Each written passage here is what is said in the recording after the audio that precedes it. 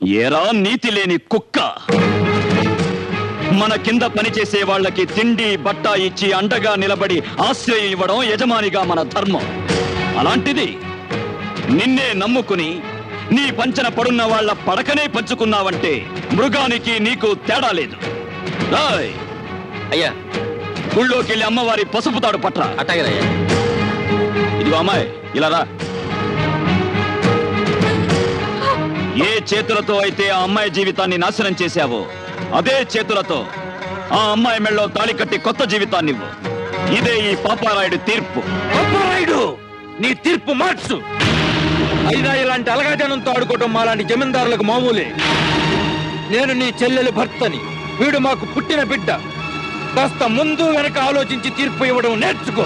ఆపరా ఆపరా ఆపరా ఆపరా ఆపరా ఆపరా. అంతకు మించి ఒక్క